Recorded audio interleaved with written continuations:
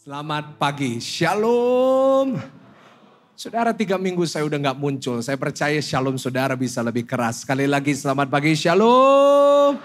Tuhan Yesus kita baik, amin. Kasih tahu kanan saudara, Tuhan Yesus baik. Coba senggol kanan kiri, katakan Tuhan Yesus dahsyat. Siapa percaya Yesus kita luar biasa, boleh lambaikan tangan tinggi-tinggi. Tepuk tangan yang paling dahsyat, tepuk tangan yang paling meriah buat Tuhan.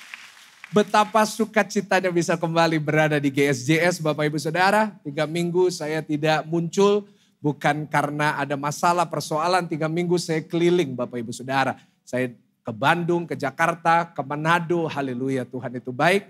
Dan kemanapun saya pergi, semua orang selalu datang kepada saya. Mereka bilang, Pastor saya sangat diberkati lewat GSJS. Pastor hidup saya diubahkan lewat GSJS. Saudara harus tahu, satu Indonesia banyak jiwa-jiwa dikuatkan, diberkati melalui gereja kita. Berapa banyak bersyukur, tepuk tangan yang paling meriah, tepuk tangan yang luar biasa buat Tuhan. Dan saya percaya di tahun yang akan datang, tahun 2025 Tuhan akan pakai gereja kita makin luar biasa. Nanti di Natal ada surprise buat saudara, saya akan umumkan nanti di bulan November ya. Jadi saudara nantikan aja. Oke, saudara siap menerima firman Tuhan hari ini? Yang siap katakan amin. Yeremia 29 ayat yang ke-11. Saya sudah gak sabar kembali khotbah di rumah saya sendiri di sini. Baca dengan suara yang keras. 1, 2, 3. Sebab aku ini mengetahui rancangan-rancangan apa yang ada padaku mengenai kamu. Demikianlah firman Tuhan. Yaitu apa saudara? Rancangan damai sejahtera dan bukan rancangan kecelakaan. Untuk memberikan kepadamu apa? Hari depan yang penuh harapan.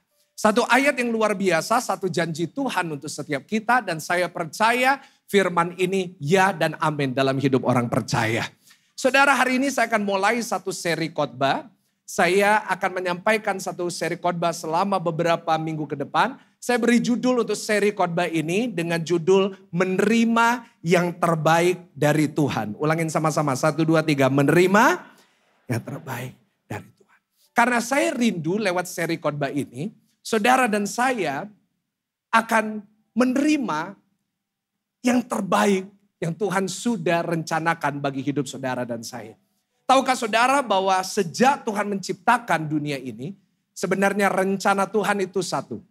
Apa rencana Tuhan? Rencana Tuhan itu baik adanya. Yang percaya katakan amin. Kejadian 1 ayat 31 membuktikan itu. Jika saudara membaca di dalam kisah kejadian penciptaan, dikatakan maka Allah melihat segala yang dijadikannya itu termasuk saudara dan saya. Dan baca lanjutannya dengan saya 1, 2, 3 sungguh apa? Sudah ditampilkan? Dikatakan sungguh amat apa saudara? Kasih tahu kanan kiri sungguh amat baik. Itu adalah rencana Tuhan buat saudara dan saya. Di mana rencananya adalah saudara dan saya sebagai anak-anak yang diciptakan oleh Tuhan.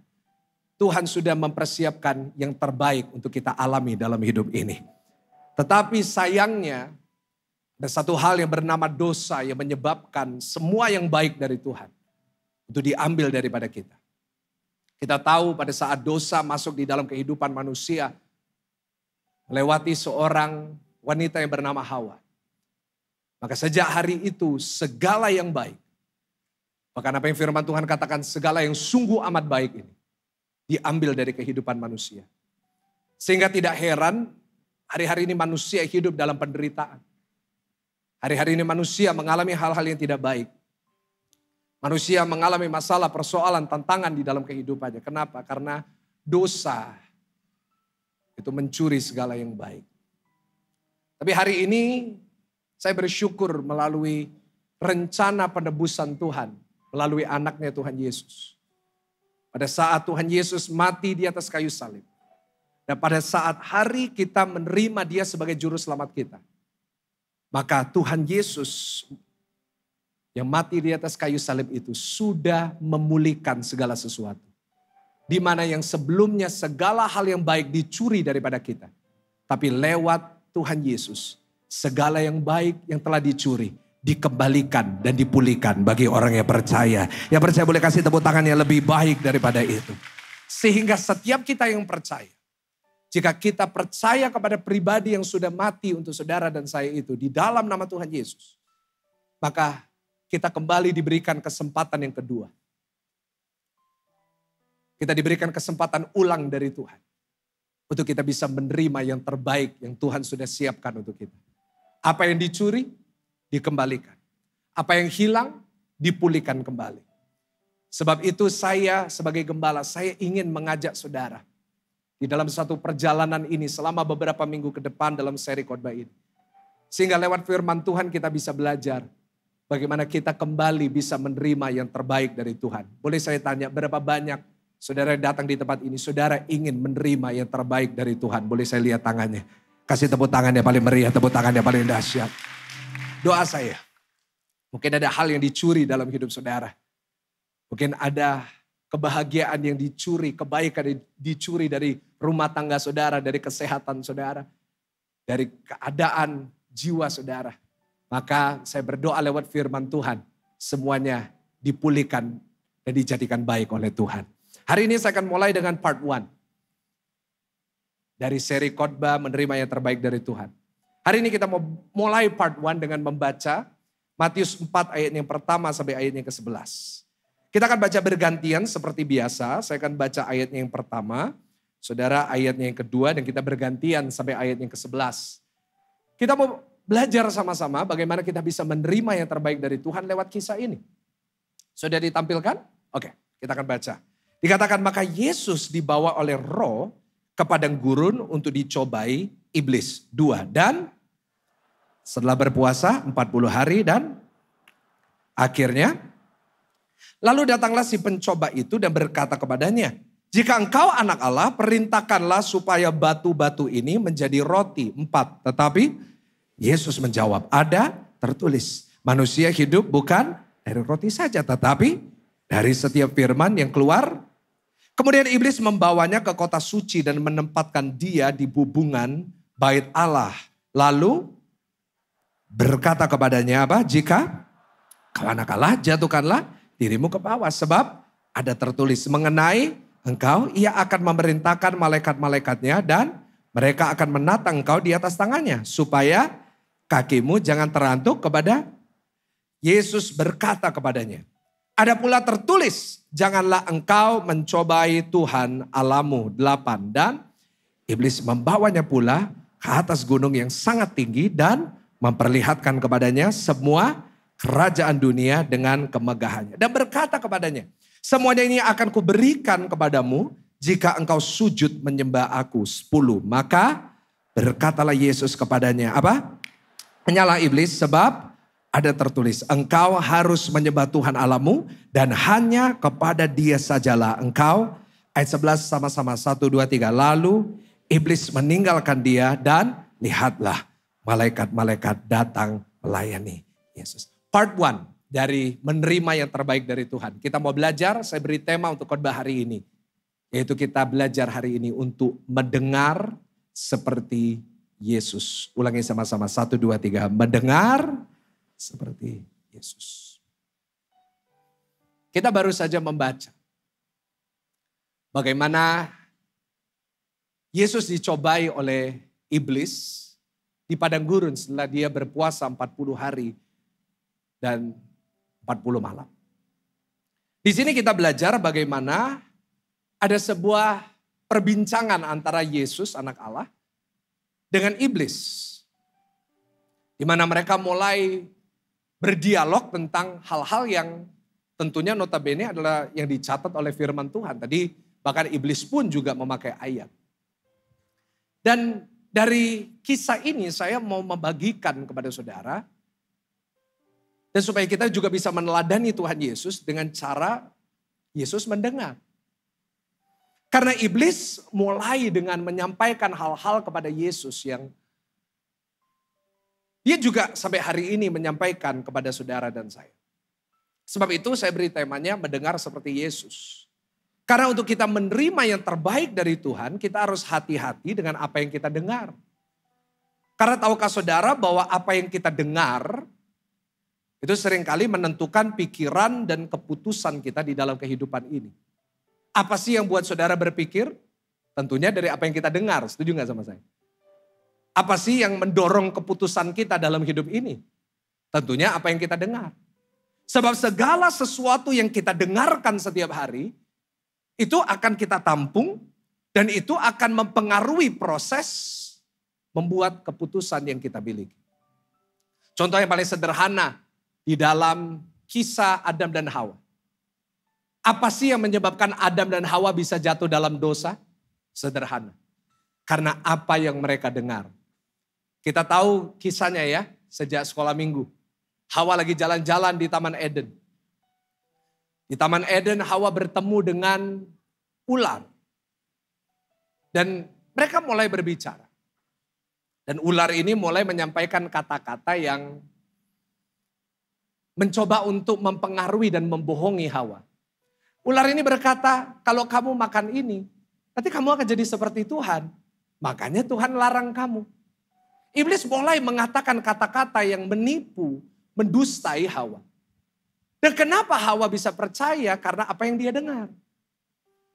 Dan akhirnya apa yang dia dengar, yang dia tampung dari iblis membuat dia mengambil keputusan yang buruk, di mana dia mengambil buah pengetahuan itu, dia ambil dan dia mulai makan. Lihat Bapak Ibu. Dosa pertama masuk di dalam kehidupan manusia, semuanya diawali dari apa yang kita dengar. Karena itu hati-hati Bapak Ibu dengan apa yang kita dengar. Kasih tahu kanan kiri, hati-hati dengan yang kamu dengar. Hati-hati. Saudara, dari apa yang didengar, membuat Hawa berpikir, dia memutuskan, dia jatuh dalam dosa. Secara esensi, apa yang Hawa dengar, membuat Hawa kehilangan semua yang terbaik yang Tuhan sudah berikan kepada mereka. Tahu nggak, rencana Tuhan untuk kehidupan kita, rumah tangga kita itu baik adanya. Tuhan menciptakan Adam dan Hawa. Tuhan menciptakan pernikahan. Hari-hari ini banyak orang yang berkata pernikahan itu menakutkan. Saya mau tanya, pernikahan menakutkan nggak Bapak Ibu? Loh kok nggak ada yang jawab, kenapa? Menakutkan semua saudara. Pernikahan menakutkan nggak? Enggak. Karena pernikahan itu hal yang paling indah yang Tuhan ciptakan.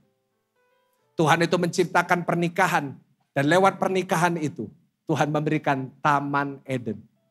Tapi karena dosa mengakibatkan Taman Eden diubah jadi Taman Edan Bapak Ibu Saudara. Itu yang menyebabkan banyak rumah tangga gak bisa menikmati kebaikan. Kenapa? Karena apa yang kita dengar. Karena dosa. Karena itu saya mau ingatkan kepada setiap jemaat. Semua perhatikan. Iblis masih belum merubah taktiknya. Iblis masih memakai cara yang sama. Seperti dia menipu Hawa. Untuk hari-hari ini dia menipu saudara dan saya. Sampai dengan hari ini iblis gak berubah strategi. Iblis masih memakai cara yang sama untuk mencuri hal yang baik dalam kehidupan saudara. Saya gak bisa hitung berapa banyak yang saya baca dari konseling jemaat. Jemaat mulai percaya dengan kebohongan iblis. Pak mungkin Tuhan gak sayang sama saya. Aduh Pak mungkin Tuhan ini gak peduli sama saya. Lihat. Segala hal yang baik dicuri hanya karena kita salah mendengar. Hari-hari ini iblis pakai cara yang sama Pak, Bu, anak-anak muda. Hati-hati ya. Padahal iblis itu di dalam Alkitab cuma berbicara sekian kali, nggak banyak. Ada di sini yang tahu nggak? Iblis itu berbicara di Alkitab berapa kali? Iblis itu di seluruh Alkitab, di 66 kitab ini. Iblis cuma bicara 3 kali. Berapa kali saudara? Cuma 3 kali. Just 3 times. Iblis cuma 3 kali aja. Yang pertama dengan Hawa. Bohongin Hawa. Yang kedua, iblis bicara sama Tuhan di dalam kitab Ayub. Kita tahu ceritanya Ayub. Iblis datang sama Tuhan membicarakan Ayub. Yang ketiga adalah di ayat yang kita baca ini. Di mana iblis bicara sama Yesus. Cuma 3 kali loh. Iblis itu gak banyak bicara. Tetapi dia pakai segala hal yang dia bisa untuk berbicara sama kita. Untuk mencuri hal yang baik. Iblis bisa pakai perkataan orang lain. Iblis bahkan bisa pakai perkataan keluarga saudara. Iblis bahkan bisa pakai perkataan orang tua saudara. Anak-anak saudara. Ipar, mertua saudara. Untuk mencuri hal-hal baik di dalam kehidupan saudara. Sebab itu kalau hari ini kita tidak menjaga yang kita dengar Bapak Ibu, kita sasaran empuknya iblis. Sampai hari ini iblis sedang menaruh begitu banyak perkataan-perkataan di dalam telinga kita. Yang sedihnya banyak orang mulai mempercayai. Dan itu menyebabkan kita gak bisa nerima yang terbaik dari Tuhan. Tapi doa saya, lewat firman Tuhan hari ini. Mulai hari ini kita buat keputusan, kita gak mau percaya dengan perkataan iblis. Tapi kita lebih percaya dengan perkataan Tuhan yang baik dan mendatangkan kebaikan bagi hidup orang percaya. Setuju katakan? Amin. Sebab itu hati-hati dengan apa yang kita dengar. Survei membuktikan sehari manusia mendengarkan 30.000 kata-kata. Berapa ribu saudara? Saya pernah cerita ini sama satu bapak ini bilang, Pak rasanya saya lebih Pak. Saya bilang surveinya belum selesai. Kalau belum menikah 30.000, udah menikah 250.000. Kita mendengarkan begitu banyak kata-kata. Dan kalau kita mulai hari ini gak belajar apa yang kita pilah. Maka dari antara 30.000 sampai 250.000 itu. Iblis bisa pakai. Dan ini bisa membuat saudara dan saya gak bisa lihat yang baik dalam hidup kita. Tapi hari ini kita mau belajar caranya memilah. Caranya kita menerima yang terbaik. Kita mau belajar dari cara Yesus mendengar. Hari ini saya mau tutup khotbah saya tunjukkan sama saudara ada 3 prinsip yang harus kita miliki. Supaya kita bisa mendengar seperti Yesus. Yang pertama kita buka Matius 4 ayat 3 sampai ayat yang keempat. Coba Matius 4 ayat yang ketiga sampai ayat yang keempat. Ayat 3 dulu. Boleh bantu sama-sama dengan saya baca dengan keras. 1, 2, 3. Lalu datanglah si pencoba itu dan berkata kepadanya apa? Jika kau anak Allah perintahkanlah supaya batu-batu ini menjadi. Nah saudara pada saat kita baca ayat ini banyak orang fokusnya kepada perintahkanlah batu jadi apa? Tetapi saya ingin saudara perhatikan cara liciknya iblis. Iblis gak memulai dengan berkata, Yesus kamu lapar kan? Perintahkanlah batu menjadi roti. Dia gak pernah membahas kelaparan Yesus. Tapi yang dia bahas adalah baca kalimat pertama. Berkata kepadanya apa? Jika engkau anak Allah, perintahkanlah supaya batu-batu ini menjadi. Nah itu strateginya dia sampai hari ini. Dia mulai dengan itu. Kalau kamu anak Allah, kalau kamu orang Kristen, kalau kamu orang yang dicintai Tuhan, kalau kamu anak Allah, kenapa Tuhan gak ngelakuin mujizat dalam hidupmu? Kalau kamu dicintai Tuhan, kenapa Tuhan gak sembuhin penyakitmu? Kalau kamu dicintai Tuhan, kenapa rumah tanggamu lagi kena masalah? Kalau kamu dicintai Tuhan, kenapa anakmu hidupnya berantakan? Kalau kamu dicintai Tuhan, kenapa usahamu gak pernah maju-maju? Itu strateginya, jika engkau anak Allah. Dan bukankah itu yang seringkali iblis taruh di dalam pikiran kita? Kalau kamu dicintai Tuhan, kalau Tuhan berkati kamu, kenapa keadaanmu hari ini seperti itu? Karena itu kita harus belajar dari Yesus.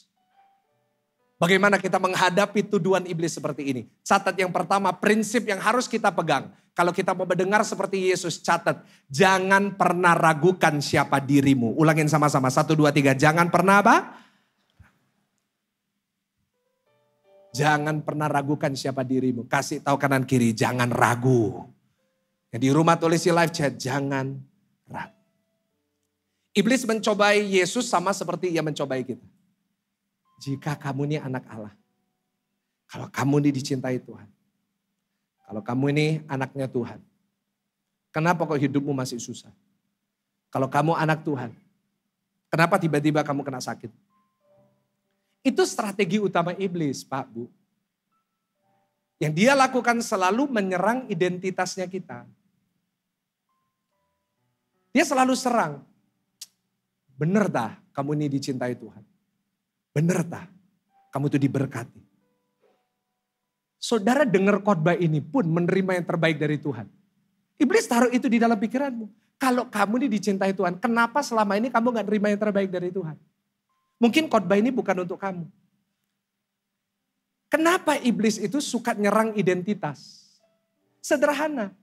Karena iblis tahu bahwa manusia itu pada awal mulanya diciptakan serupa dan segambar dengan. Jadi semestinya kalau kita lihat diri kita lihat orang di sekitar kita, orang seharusnya lihat Tuhan. Kenapa? Karena setiap kita diciptakan sesuai dengan gambar Tuhan. Coba lihat kanan kiri, kelihatan Yesus atau enggak di sini? Nah, ada bapak yang bilang, enggak Pak, setan Pak sebelah saya. Haleluya, jangan, ya kan? Jangan. Saudara gini, manusia itu diciptakan serupa dan segambar dengan Tuhan. Tapi sekali lagi karena dosa, sederhana. Gambar itu jadi pudar, distorsi. Gambar Tuhan itu udah gak ada lagi dalam hidup kita. Dan itu terjadi di seluruh perjanjian lama. Yang diserang itu identitasnya semuanya. Buktinya di mana? Saya tunjukkan sama saudara. Hakim-Hakim 6:15. Alkitab perjanjian lama dipenuhi dengan orang-orang yang mulai meragukan siapa dirinya. Hakim-Hakim 6:15 berkata seperti ini. Seorang yang bernama Gideon. Tapi jawabnya kepadanya, Tuhanku, dengan apakah akan kuselamatkan orang Israel? Ketahuilah kaumku adalah yang paling kecil di antara suku Manasye. Dan aku pun seorang yang paling muda di antara kaum keluargaku. Lihat. Gideon seseorang yang dipilih Tuhan. Dipersiapkan oleh Tuhan. Bahkan Tuhan mengatakan kepada Gideon. Hai kamu pahlawan yang gagah berani. Dia mulai meragukan siapa dirinya. Apa yang Tuhan bisa lakukan lewat hidupku. Dia bicara sama malaikat. Aku ini loh yang paling kecil. Aku ini loh paling gak berarti. Aku ini loh paling muda. Lihat identitasnya diserang. Contoh bilangan 13 ayat 33. Tampilin. Baca sama-sama. 1, 2, 3. Juga kami lihat di sana orang-orang apa? Raksasa. Orang enak yang berasal dari orang-orang raksasa. Dan kami lihat diri kami seperti apa saudara? Itu kan identitasnya. Mereka belalang nggak? Enggak. Tapi kita lihat diri kami seperti belalang. Dan demikian juga mereka terhadap ya diserang sama iblis dari zaman perjanjian lama. Itu selalu identitas. Kamu ini loh kayak belalang. Kamu ini loh siapa? Kamu ini loh paling lemah. Kamu ini loh bukan siapa-siapa. Bahkan salah seorang pemimpin yang terhebat di dalam sejarah Israel namanya Musa. Musa memimpin pada akhirnya memimpin orang Israel. Jutaan orang keluar dari Mesir. Tapi dimulai ceritanya dengan Musa berkata sama Tuhan. Tuhan kenapa gak pakai yang lain? Kenapa Tuhan pakai aku? Aku gagap, aku gak bisa bicara. Lihat. Dan hari ini banyak orang Kristen pun kalah dengan itu. Aku ini siapa? Aku ini bisa apa? Dan iblis akan pakai itu sampai kapanpun. Kenapa? Karena iblis tahu kalau dia bisa buat kita ragu, meragukan diri kita nih. Meragukan siapa diri kita. Dia bisa menghambat rencana Tuhan yang baik dalam hidup kita. Coba bayangin Gideon. Dia terus percaya dirinya yang paling kecil gak bisa apa-apa. Dia gak maju. Coba kalau 12 pengintai semuanya berkata kita belalang. Mereka gak akan maju. Tapi untungnya ada 2 pengintai namanya Yosua dan Kaleb. Mereka berkata, oh yang menyertai kita lebih besar. Saudara saya mau katakan kalau hari ini. Saudara buang semua keraguan tentang siapa diri saudara. Dan saudara mulai percaya saudara anak Tuhan yang disertai Tuhan. Maka saya percaya saudara akan menerima yang terbaik dari Tuhan. Kemenangan besar, pertolongan Tuhan. Jalan-jalan Tuhan bukakan dalam hidup saudara. 2025 saya yakin tahun yang baik untuk kita semuanya. Tetapi kalau engkau memasukinya dengan keraguan. Tentang siapa dirimu, kau gak akan lihat yang baik. Kau gak akan pernah lihat tanda perjanjian. Kau gak akan lihat janji Tuhan digenapi dalam hidup saudara. Tapi kalau hari ini kita maju bersama-sama dengan mengingatkan diri kita. Kita ini anak Tuhan. Kita ini anak raja di atas segala raja. Saya percaya tahun depan kemenangan demi kemenangan. Janji demi janji Tuhan genapi dalam hidup kita. Setuju sama-sama katakan amin. Kasih tahu kanan kiri, jangan ragu ya. Jangan ragu tentang siapa diri saudara. Saya pernah satu kali naik Grab. Saya duduk di depan. Kita kemana-mana. Saya kemana-mana kalau naik Grab selalu duduk di depan. Karena saya orangnya gampang mual kalau di mobil. Saya duduk di depan, saya lihat supir Grabnya itu di bawah kaca spionnya itu ada salibnya. Kalau ada salibnya pasti orang Kristen. Ya kan? Saya ngobrol sama dia, ya Pak, Bapak Kristen ya? Oh iya saya Kristen. Saya tanya, ini 10 tahun yang lalu kejadiannya. Bapak gereja mana? Dia bilang, oh gereja itu, gereja 1 jam saja. Padahal saya dari masuk dia gak kenali saya siapa gitu. Terus saya tanya, loh gerejanya, gereja 1 jam saja itu di mana? Di Grand City. Oh pendetanya siapa? Pendeta Samuel Gunawan. Punya anak berapa? 3. Anaknya namanya siapa? Michael Gunawan. Saya tanya, Bapak kenal? Kenal. Loh, saya sampai ragu loh, aku ini Michael Gunawan atau enggak ya? Siapa tahu saya yang berubah, saudara. Dia mulai cerita, saya biarin dia cerita, saudara. Sampai di destinasi, saya turun, saya bilang, Pak, salam ke Michael Gunawan. Dia bilang, nanti saya salamkan. Sampai hari ini saya belum bertemu sama Bapak itu lagi, saudara. Saudara, kadang-kadang, iblis juga gitu. Iblis itu membuat kita itu ragu. Masa sih? Kamu ini anak Tuhan. Masa sih model kayak kamu gini dicintai Tuhan? Masa sih kamu yang seperti ini Tuhan masih mau pakai hidup? Masa sih sampai hari ini cinta Tuhan gak berubah sama kamu, kamu banyak dosanya? Masa sih Tuhan mau jawab doamu, kamu sudah banyak salah gitu sama Tuhan? Saya mau katakan jangan pernah biarkan iblis menang. Siapapun saudara, dosa saudara semerah seperti kermisi sekalipun, Tuhan sudah mengampuni saudara dan saudara tetap anak yang dicintai oleh Tuhan. Tepuk dada saudara, katakan saya tetap anak. Jangan pernah ragu ya. Biasanya kita bisa ragunya itu kapan? Saat kita lagi lemah. Setuju gak sama saya? Kalau saudara lagi diberkati, iblis gak mencobai kita. Iblis itu goda kita. Tapi saat kita lagi lemah, dia mencobai kita. Perhatikan, iblis mencobai Yesus pada saat Yesus lagi lemah. Dia habis puasa 40 hari, 40. Lagi lemah-lemahnya nih. Iblis cobain. Karena itu sama. Kita sering dicobai saat kita berada di dalam keadaan lemah dan keadaan yang sulit. Dan iblis itu licik banget. Saat kita lemah itu paling gampang kita ragu. Iblis bilang kalau kamu ini anak Allah, lakukan ini. Kalau kamu anak Allah, lakukan ini. Tuhan kan pasti gini, Tuhan kan pasti gitu. Iblis membuat Yesus meragukan perkataan Tuhan. Kenapa iblis secara spesifik memakai kata jika engkau anak Allah? Coba mundur sedikit, Matius 3 ayat 16-17. Tadi ayat ini kan Matius 4 ayat 1-11. Beberapa ayat sebelumnya, coba lihat. Sesudah dibaptis, Yesus segera keluar dari air dan pada waktu itu juga langit terbuka dan ia melihat Roh Allah seperti burung merpati turun ke atasnya. Ayat 17 baca sama-sama 1, 2, 3. Lalu terdengarlah suara dari surga yang mengatakan sama-sama apa? Inilah anakku yang kukasihi, kepadanya lah aku apa saudara? Lihat di sini. Baru aja Yesus mendengar suara dari Bapa di surga. Inilah anakku yang kukasihi, kepadanya lah aku berkenan. Beberapa ayat setelah itu, waktu Yesus berada di dalam keadaan lemah, dipakai. Kalau engkau anak Allah, lakukan ini, diuji. Iblis itu licik, dia sering pakai kelemahan untuk kita meragukan apa yang Tuhan katakan atas hidup kita. Karena itu paling gampang iblis itu nanti setelah saudara pulang dari gereja ini. Saudara keluar dari ruangan ini, iblis mulai bohongin saudara. Nanti percaya sama saya, iblis akan mulai membohongi saudara. Firmannya tadi bener gak buat kamu? Kalau kamu menerima yang terbaik dari Tuhan, kenapa masalahmu tetap sama? Kenapa tetap utangmu gak bisa lunas? Lihat, masa sih firman itu tentang kamu? Tapi saya sangat suka dengan apa yang Yesus jawab. Coba baca Matius 4 ayat 4. Lihat di sini, Matius 4 ayat 4. Waktu iblis mencoba di saat Yesus lagi lemah. Saat dia gak ada roti untuk dia makan. Lihat jawaban Yesus. Tetapi Yesus menjawab, boleh sama-sama baca 1, 2, 3, ada. Manusia hidup bukan dari roti saja, tetapi dari setiap firman yang keluar dari. Secara esensi dia bilang gini, mau batu ini jadi roti atau enggak, boleh situasiku berubah atau enggak, saya ini tetap anak Tuhan. Boleh katakan amin? Saya tulis gini, jangan biarkan situasimu menentukan siapa dirimu. Ulangin sama-sama dengan saya, 1, 2, 3. Jangan biarkan apa saudara?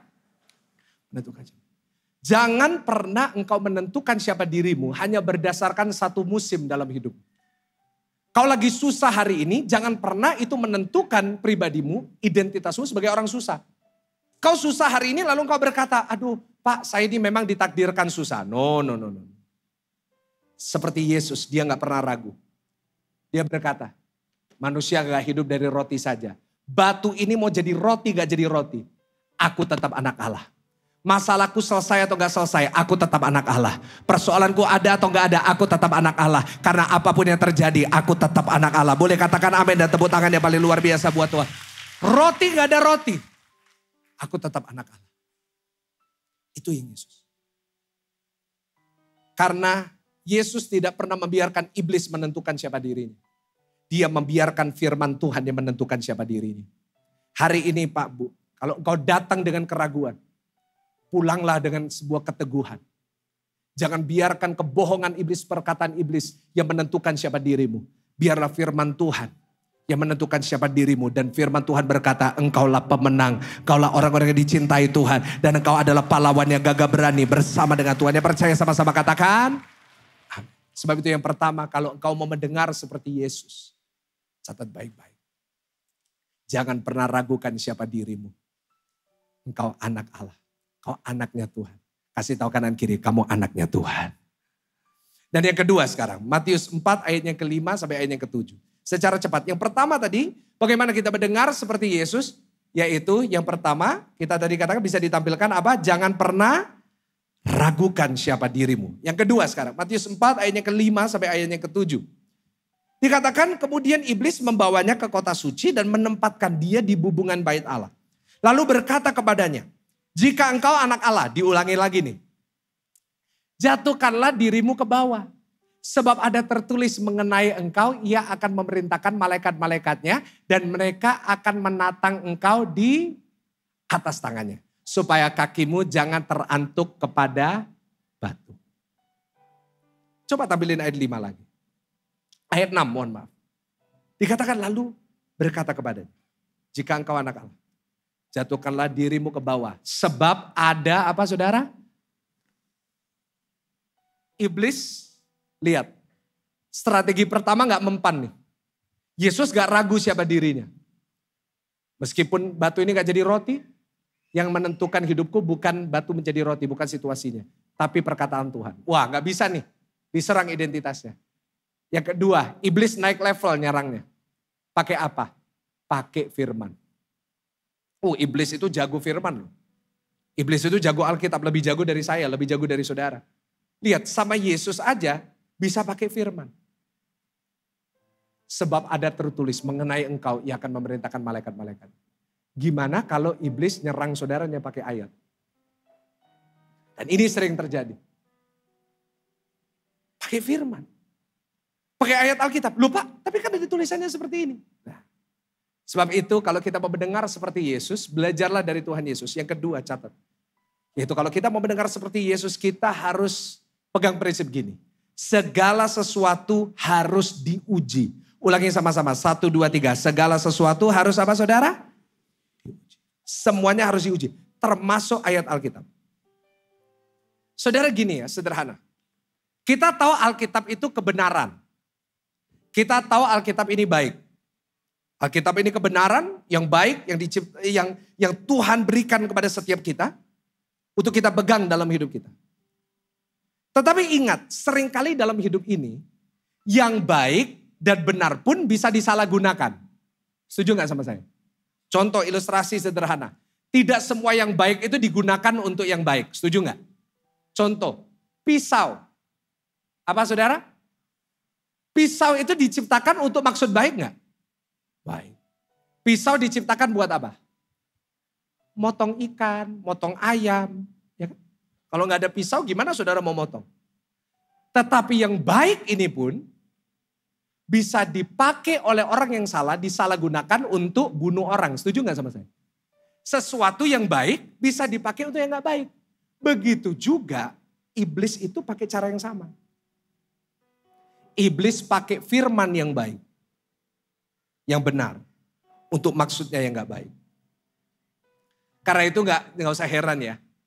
Ada orang itu yang pakai yang baik disalahgunakan. Karena itu jangan heran kalau ada orang yang memakai statusnya sebagai orang Kristen, statusnya jadi orang gereja, dipakai untuk hal yang gak baik. Contohnya apa? Banyak orang ngaku dirinya Kristen, ngaku dirinya ke gereja, tapi utang sama saudara sampai hari ini enggak. Apa pengalaman pribadi mungkin saudara? Paling banyak itu orang utang gak bayar, orang yang ke gereja. Sebab jawabannya apa? Tuhan sudah melunasi hutangku di atas kayu salib. Karena itu ada orang yang bisa pakai mimbar, ada orang yang bisa pakai, mohon maaf, gelar pendeta. Tetapi dia melakukannya gak benar. Karena itu jadi orang Kristen jangan pandang manusia. Kalau pandang manusia kita pasti kecewa. Tapi kita pandang Tuhan pasti gak kecewa. Kasih tepuk tangan dulu ya paling luar biasa buat Tuhan. Sederhana. Karena iblis bahkan bisa pakai yang baik. Alkitab, firman, ayat. Untuk maksud yang gak baik. Menjatuhkan kita. Sebab itu apapun yang kita dengar Pak Bu. Harus diuji. Ulangin sama-sama. Harus diapain? 1 Tesalonika 5:21. Pesan Paulus untuk jemaat di Tesalonika. Baca sama-sama. 1, 2, 3. Apa? Ujilah segala sesuatu dan peganglah. Hati-hati. Apapun yang kita dengar harus diuji. Kita dengar orang. Tuhan berkata sama saya. Harus diuji. Karena tidak semuanya berasal dari Tuhan. Karena iblis pun bisa pakai segala hal yang baik. Untuk maksud yang gak baik. Bahkan Ayub pun pernah ngajarin kita. Coba buka Ayub 12 ayat 11. Loh Pak Ayub ada gak? Ada juga bicara tentang itu. Coba baca. Dengan suara yang keras 1, 2, 3. Bukankah telinga menguji kata-kata seperti langit-langit mengecap? Maksudnya mulut. Dikatakan bukankah telinga menguji kata-kata seperti langit-langit mengecap makanan. Jadi kita tuh menguji semua yang kita dengar. Sama seperti kita menguji semua yang masuk ke mulut kita. Saudara kalau mau makan, waktu dimasukin di mulut, lalu diapain? Hah, langsung dimasukin? Makan bakso besar langsung masuk. Wah langsung kesel Bapak Ibu Saudara. Masuk, maka diapain? Dikunyah di langit-langit. Tujuannya buat apa? Kita mengecap. Supaya kita bisa menentukan yang kita makan ini benar atau enggak. Enak atau enggak. Busuk atau enggak. Ya kan, kita semuanya kan pasti mengecap. Justru bagian makanan yang paling enak, bagian apanya? Mengecapnya. Kita kalau makan, ya udah ada yang ngiler saudara ya kan, udah waktunya makan soalnya. Dan kemarin saya baru mengecap kembali setelah 2 tahun. Saya makan apeng Bapak Ibu Saudara. Dan saya mau beritahu kepada saudara, enaknya pol saudara. Baru tadi malam, pada jemaat ketemu saya di apeng. Mereka tanya, loh Pastor kok di sini? Iya, balas dendam. Setelah 2 tahun. Kita kalau makan, kita kecap. Kalau kita rasa ada yang gak enak, pasti diapain? Hello, langsung dimakan aja. Pak sayang Pak, langsung saya telan aja. Nah, kita kalau kerasa ada anehnya, gak benernya, diapain? Saya pernah satu kali, saya nggak tahu saya pernah cerita di sini atau enggak. Saya pulang gereja, makan di salah satu restoran bubur di Surabaya. Saya kalau makan restoran bubur itu paling suka makan babi kecapnya. Aduh, babi kecap. Enak banget. Nah, satu kali saya pernah pulang gereja, saya habis pelayanan itu kan selalu lapar ya Bapak Ibu Saudara. Nah, saya makan di restoran ini, saya pesan babi kecapnya. Saya bilang sama satu keluarga, ini babi kecapnya buat aku tok. Saya makan babi kecap. Cepet, saya makannya itu cepet. Tiba-tiba saya lagi makan babi kecapnya, saya gak kerasa sambil ngobrol, tiba-tiba saya masukin salah satu babi dagingnya masuk ke dalam mulut saya. Tiba-tiba teksturnya agak beda. Teksturnya tiba-tiba dari yang biasanya kenyal, tiba-tiba krenyes. Babi apa yang krenyes saudara ya? Saya coba, loh kok aneh rasanya kok gak kayak babi. Saya kunyah lagi. Krenyes lebih kecil-kecil lagi. Loh kok jadi kecil-kecil? Saya keluarin. Gak taunya kecoa Bapak Ibu Saudara, haleluya. Jadi pendeta saudara, gembala saudara pernah ngerasain abang kecap kecoa Bapak Ibu Saudara.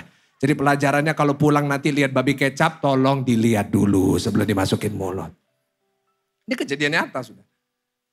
Apa gunanya kita tuh ngecap? Itu kita nguji. Kalau sesuatu gak benar kita keluarin. Firman Tuhan ngajarin gitu juga. Kita dengerin sesuatu harus juga diapain? Diuji. Jangan semuanya ditelan mentah-mentah.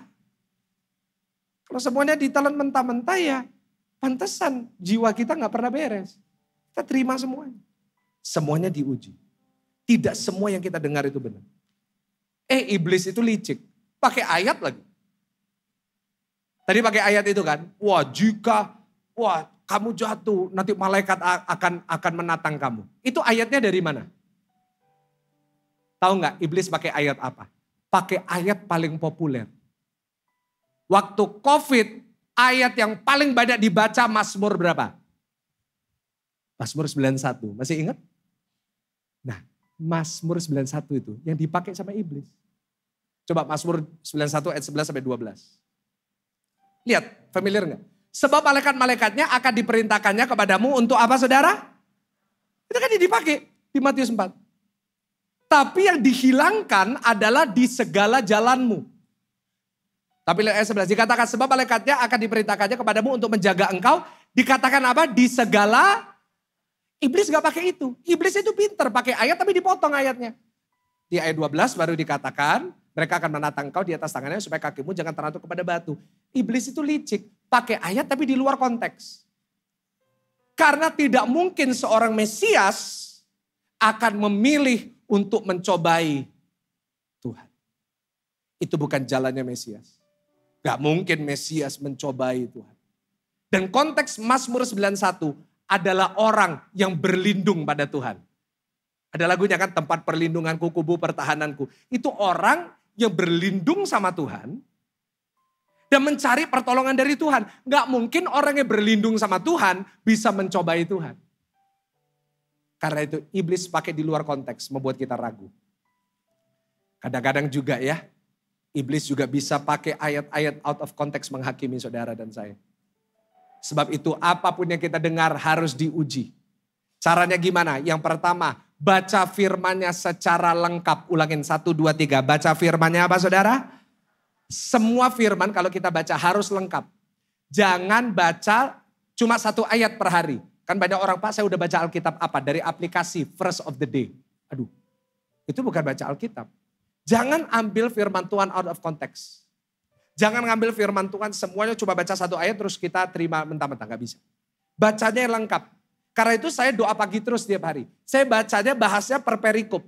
Supaya saudara gak salah dalam membaca. Gak salah mengartikan. Kita belajar sama-sama. Yang kedua, kita ngujinya lewat cara apa? Merenungkan firman Tuhan. Karena itu firman Tuhan berkata renungkanlah firman Tuhan siang dan baca dulu. Kita baca lengkap. Oke kita baca.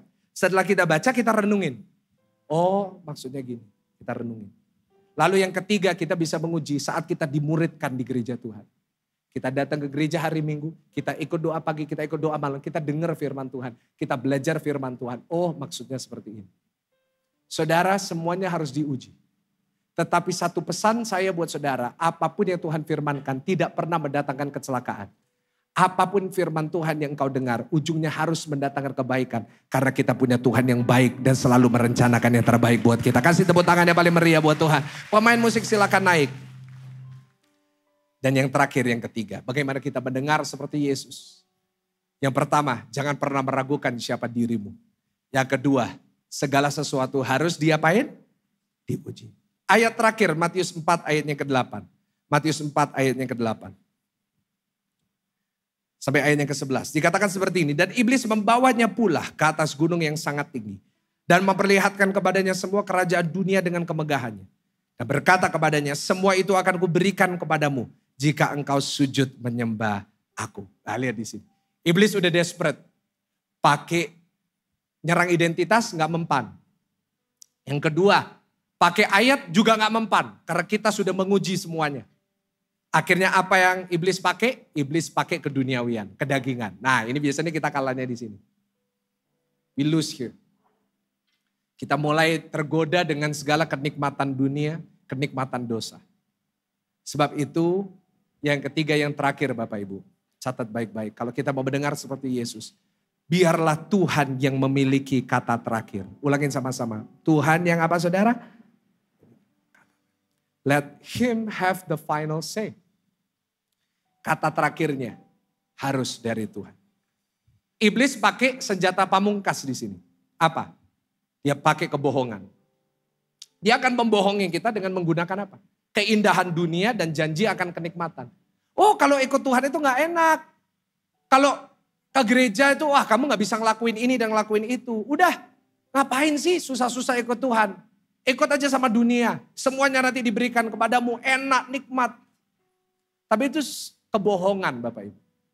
Jangan pernah kita tergoda akan dunia. Jangan pernah kita tergoda dengan kenikmatan dunia. Karena saya catat, iblis selalu menutup harga mahal dari dosa. Harga mahalnya selalu ditutupin dulu. Seperti dia jual indahnya dulu. Seperti saudara masuk ke toko, barangnya gak ada harganya. Tapi saudara udah naksir duluan, bagus banget. Baru nanti terakhir di kasir, saudara dikasih tahu harganya. Sama kayak saudara ke restoran, masuk ke restoran itu gak ada harganya. Itu paling bahaya saudara.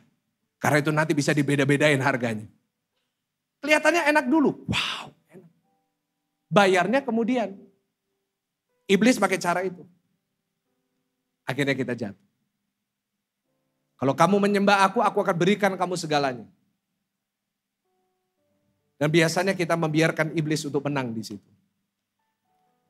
Saya sangat sedih Bapak Ibu. Karena saya nggak sempat khotbah selama beberapa minggu ini. Kenapa? Karena selama 3 minggu ini saya baca di berita, di grup WA banyak kasus bunuh diri. Ada yang lompat. Dan saya mau katakan ya, kalau kita ini lihat orang lagi kena musibah, boleh nggak kita jangan menghakimi? Yang setuju katakan amin. Ya kan? Jangan kita hakimin. Ada kasus kayak gitu, tiba-tiba ada jemaat DM saya. Pastor, kira-kira kalau orang bunuh diri itu masuk surga atau neraka? Saya mau jawab, nanti kamu masuk aja sendiri, kamu cari gitu kan. Ngapain gini, mohon maaf ya.